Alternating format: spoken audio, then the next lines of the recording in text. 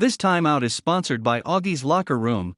Augie's features the largest collection of Notre Dame football memorabilia and gifts, including rare and hard-to-find items. Hey, this is Augie, Augie's Locker Room. Website, augieslockerroom.com. Visit us here or the website.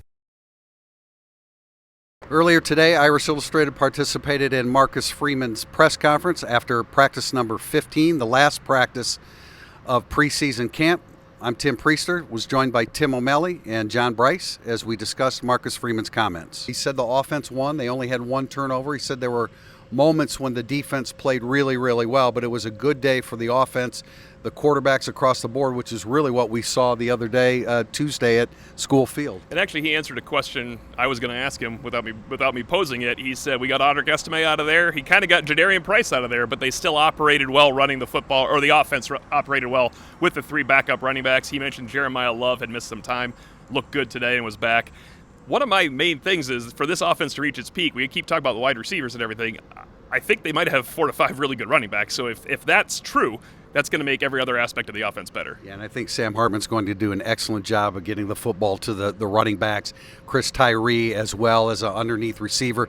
Marcus Freeman talked about the receivers today, and of course he included Jaden Greathouse and Rico Flores. He still considers Tobias Merriweather he is a young player as a redshirt freshman, but those three guys will be heavily in the mix from the outset. And it speaks to the competitive depth. One of the things we talked to Marcus Freeman about today is you have these young guys because Notre Dame under Marcus Freeman has recruited at some new heights. You have these young guys who are significantly pushing for early playing time. Flores and Greathouse among them. You can talk Christian Gray, Jeremiah Love. There's so many of those younger players. And again, I think it speaks to Notre Dame's overall competitive depth. We know today that Sam Hartman had a rushing touchdown. We saw that little clip already leaked online, and we know from looking at that clip that once again Rocco Spindler and Pat Coogan were your guards along that first-team offensive line. We know that's settled, but that's really, really settled at this point. Yeah, Marcus Freeman isn't one to be naming off starters, but I think it's pretty clear at this point that Coogan and Spindler are the starters. The number 3 guy is Billy Schrouth. He said Schrouth has looked very good.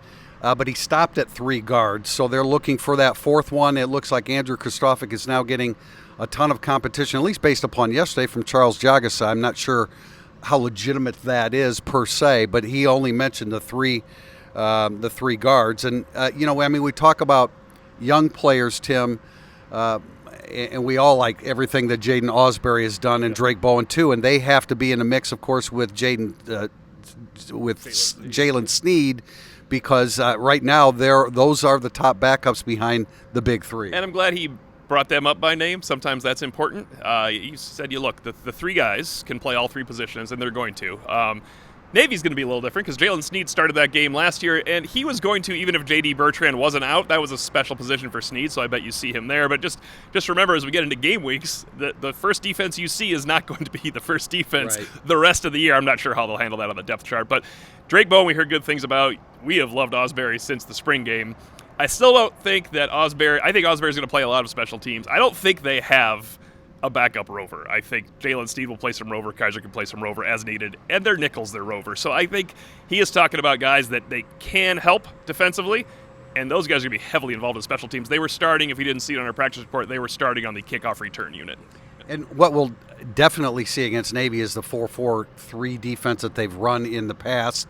And speaking of linebackers, Marcus Freeman said that Nolan Ziegler was in attendance at practice today. He didn't say that he was participating. I don't think that is the case, but that's really promising news. He's a good football player, and he's trying to get some things straightened out as he continues to move forward in his football career. But good to hear that he was back on campus. Really good to hear that he's back on campus, that he's been back around the team. He needs his teammates, and I think Notre Dame football and his teammates are sort of wrapping him in their arms right now.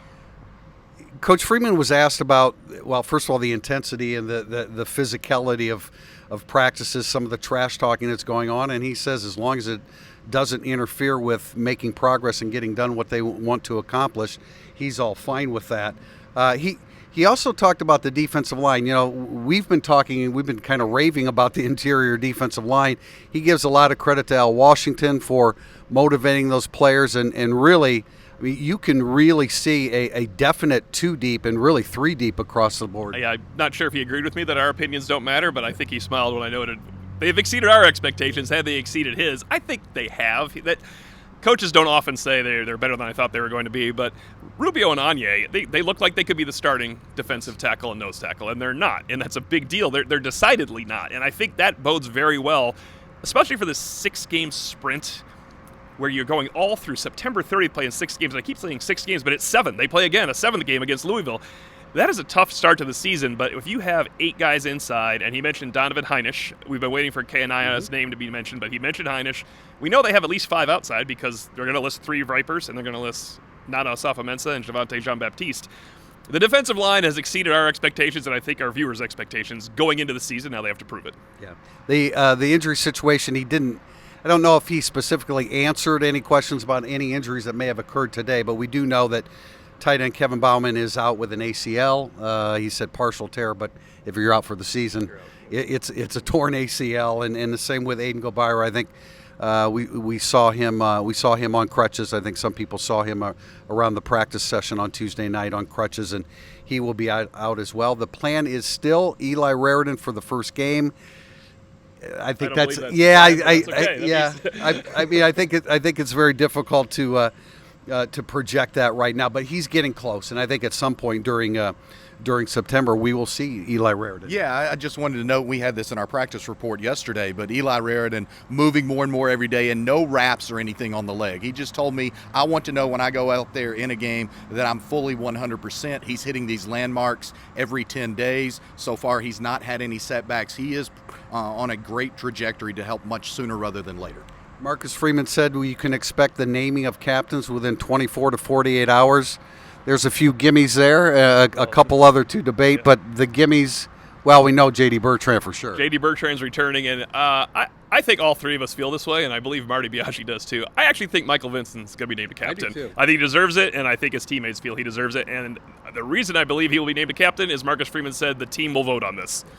That's why I think Michael Vincent will be named a captain. He deserves it, and the team feels that way. I absolutely believe that he deserves to be a captain. Yeah, and I would look for Joe Alt. Not that that's a big shock, but in talking with people on campus this week, Joe Alt has potentially been the most vocal leader of the offense throughout preseason camp. He's the most talented player at any position for Notre Dame. He's developed a greater leadership voice that I do think is key.